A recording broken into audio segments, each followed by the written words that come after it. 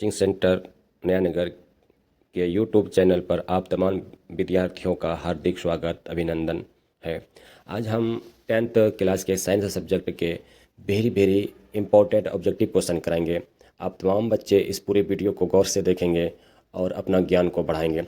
तो आज सबसे पहला क्वेश्चन है कि लेंस के केंद्रीय बिंदु को कहते हैं।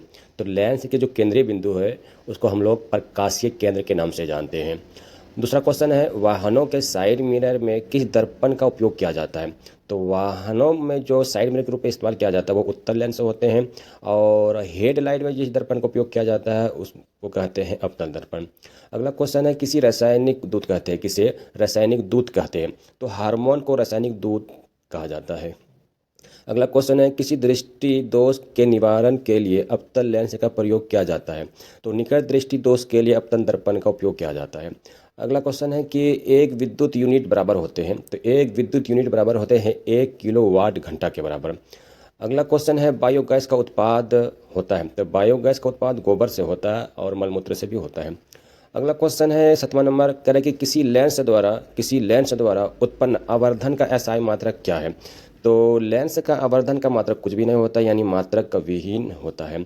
अगला है उत्तल लेंस की क्षमता क्या होती है। तो उत्तल लेंस की क्षमता धनात्मक होती है। अगला क्वेश्चन है निम्न में से कौन सही है। तो इसमें बी नंबर सही है, यानी धोवन सोडा का ये रासायनिक सूत्र होते हैं बी नंबर। अगला क्वेश्चन है कि लोहे से जिंक के लेपित करने की प्रक्रिया को कहते हैं। तो लोहे से जिंक के लेपित करने की प्रक्रिया को गैल्वेनीकरण कहते हैं। अक्रिय तत्व कौन है। तो इसमें से अक्रिय तत्व या अक्रिय गैस जो कहते हैं वो हीलियम है। बाकी कार्बन अधातु है, सोना धातु है और हाइड्रोजन अधातु है। अगला क्वेश्चन नंबर 13 है कि काल्पनिक प्रतिबिंब होता है। तो काल्पनिक प्रतिबिंब सीधा होता है। अगला है एक माइक्रो एम्पियर विद्युत धारा निम्नलिखित में से कौन सी है। तो एक माइक्रो एम्पियर विद्युत धारा 10⁻⁻10 एम्पियर होते हैं। अगला क्वेश्चन है मीथेन में कितने सह संयोजक का बंध होते हैं। तो मीथेन में 4 सह संयोजक का बंध होते हैं। अगला क्वेश्चन है आधुनिक आवर्त सारणी में तत्वों के वर्गीकरण का आधार क्या है। तो आवर्त सारणी जो है आधुनिक आवर्त सारणी, उसमें तत्वों को जो सजाया गया वो परमाणु संख्या के आधार पर सजाया गया है। अगला क्वेश्चन है 17 नंबर कि दो तंत्रिका कोशिकाओं के मध्य खाली स्थान को कहते हैं। तो खाली स्थान को हम लोग सिनेप्स यानी सिनेप्टिक दरार के नाम से जानते हैं। अगला क्वेश्चन है धारा मापने में किसका उपयोग होता है, यानी विद्युत धारा को मापने में किस यंत्र का या उपयोग करते हैं। तो विद्युत धारा का मापने का जो यंत्र है वो एमीटर है। अगला है अपघटक का उदाहरण है। तो निम्नलिखित में से अपघटक का जो उदाहरण वो कवक हो जाएगा। कवक के द्वारा बहुत सारी चीज़ों को अपघटित किया जाता है।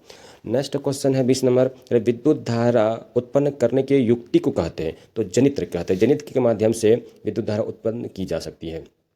अगला है कि सक्रियता श्रेणी में सबसे अधिक क्रियाशील धातु कौन है। तो सक्रियता श्रेणी में सबसे अधिक क्रियाशील अगर कोई धातु है निम्न में से तो वो सोडियम होते हैं, यानी Na।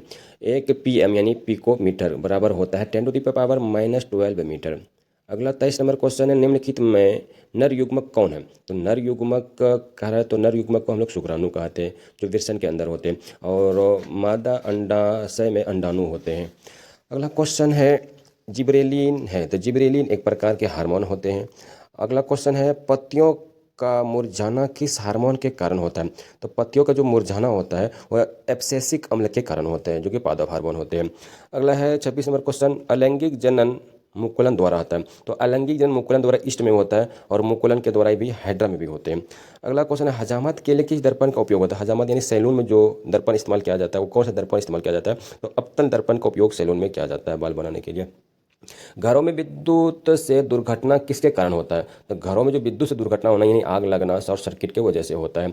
अगला क्वेश्चन है 29 नंबर के आंख व्यवहार होता है। आंख का जो व्यवहार होता है उत्तल लेंस के अंतर होता है, यानी कहने का मतलब आंख में कौन सा लेंस होते हैं। तो कहोगे कि उत्तल लेंस होते हैं, उत्तल लेंस की तरह व्यवहार करते हैं आंख। किसी भी अम्लीय विलयन का पीएच मान होता है। तो अम्लीय विलयन अम्ल का संभाव्य अम्ल का मान जो होगा पीएच स्केल में वो 7 से कम होगा और 7 से अधिक को होगा क्षारीय और 7 के बराबर जो होते हैं वो होते हैं उदासीन। अगला क्वेश्चन है 31 नंबर करें एक अणुसूत्र परंतु विभिन्न संरचना सूत्र वाले यौगिक कहलाते हैं। एक अणुसूत्र परंतु विभिन्न संरचना सूत्र वाले यौगिक कहलाते हैं तो वो समावधि कहलाता है। अगला क्वेश्चन है 1 एंगस्ट्रॉम का मान क्या होता है। तो 1 एंगस्ट्रॉम का मान 10⁻10 मीटर होता है। अगला क्वेश्चन है 33 नंबर कि श्वेत रंग कितने रंगों के मेल से बना है। तो श्वेत प्रकाश या श्वेत रंग वो 7 रंगों से मिलकर के बना हुआ है, जिसको प्रिज्म के श्वेत प्रकाश को प्रिज्म के द्वारा गुजरने पर हमें 7 प्रकार के प्रकाश प्राप्त होते हैं। अगला क्वेश्चन है फ्लोरीन अप्रूप है। तो फ्लोरीन हो गया, ग्रेफाइट हो गया, हीरा हुआ, ये सब जो होते हैं वो कार्बन के अप्रूप होते हैं। अगला क्वेश्चन है मैग्नीशियम पाया जाता है। तो क्लोरोफिल में मैग्नीशियम पाया, क्लोरोफिल की वजह से पत्ते का रंग हरा दिखाई देते हैं। अगला क्वेश्चन है उभयलिंगी जीव कौन है। उभयलिंगी तो केचुआ, इनमें से केचुआ जो उभयलिंगी जीव है। नेक्स्ट क्वेश्चन है 37 नंबर, वृक्क की संरचनात्मक एवं क्रियात्मक इकाई को क्या कहते हैं। Very very important question. वृक्क की संरचनात्मक एवं क्रियात्मक इकाई को क्या कहते हैं। तो नेफ्रॉन कहते हैं उसको, ठीक है। अगला क्वेश्चन है 38 नंबर के आवर्त सारणी के उदर्ग स्तंभों को कहा जाता है। उदर्ग स्तंभों को वर्ग कहा जाता है। पौधों में लैंगिक जनन होता है। तो पौधों में लैंगिक जनन कहाँ पे हो, लैंगिक जनन तो फूलों द्वारा होता है। किसके द्वारा, फूलों द्वारा। आममीटर को विद्युत परिपथ में कैसे जोड़ा जाता है। तो आममीटर को विद्युत परिपथ में श्रेणी क्रम में जोड़ा जाता है। अगला क्वेश्चन है कार्बन हाइड्रोजन से संयोग कर बनाता है। तो हाइड्रोकार्बन बनाते हैं, कार्बन चैप्टर का क्वेश्चन है। अगला क्वेश्चन 42 नंबर में है आवर्त सारणी के प्रथम वर्ग के सदस्य हैं। तो क्षारीय धातु को होते हैं। अगला क्वेश्चन है स्वपोषी पोषण के लिए आवश्यक है। स्वपोषी यानी जो खुद से भोजन बनाते उसके लिए क्या क्या जरूरत है। तो सबसे पहले कार्बन डाइऑक्साइड, स्वपोषी भोजन तो पेड़ पौधे ही बनाते हैं, तो कार्बन डाइऑक्साइड वातावरण से। क्लोरोफिल जो कि पत्तियों में उपस्थित होते हैं, और सौर प्रकाश, तो इनमें से सभी हो जाएंगी ये। खुला परिसंचरण तंत्र किसमें पाया जाता है। तो काकरोच में खुला परिसंचरण तंत्र पाया जाता है, यानी कोई प्रकार की धमनी शिरा नस किसी प्रकार का संचरण नहीं पाया जाता, बंद संचरण। अगला है निम्नलिखित में से प्रकाश के रंग में से किस रंग का अपवर्तनांक अधिकतम है। तो बैंगनी कलर का अपवर्तनांक सबसे ज़्यादा होता है। अगला क्वेश्चन है कि सामान्य अनुशीतलन रक्तदाब के बारे में बताया था कि सामान्य रक्तदाब जो होते हैं 120/80 mmHg होता है। तो अनुशीतलन कारक डायस्लोसिक सिस्टोलिक और डायस्टोलिक, तो यहाँ पर हो जाएगा 80 mm हो जाएगा। अगला कार्य विभक्त वलय का उपयोग किस प्रकार किया जाता है। तो विद्युत मोटर के रूप में किया जाता है। मानव रक्त में उपस्थित यूरिया की सामान्य मात्रा होती है। तो 200 mg होता है।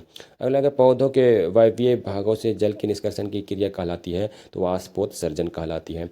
नेक्स्ट क्वेश्चन 50 नंबर है कौन सी क्रिया सभी जीव के लिए अनिवार्य है। तो शोषण सभी जीवों के लिए अत्यधिक महत्वपूर्ण है। नेक्स्ट क्वेश्चन 50 हो गया 51 नंबर, दही के जमने में निम्नलिखित में से कौन सी क्रिया होती है। तो किण्वन क्रिया। पौधों में गैसों के निष्कासन के लिए किस क्रिया का उपयोग होता है। तो विसरण का। अगला क्वेश्चन है अम्लगम एक मिश्र धातु है जिसमें एक धातु हमेशा रहता है तो पारा रहता है। तो आज हम लोग लगभग 53 क्वेश्चन को किए। अब नेक्स्ट वीडियो में हम लोग इससे आगे के क्वेश्चन करेंगे और देखेंगे। जब तक के लिए थैंक यू।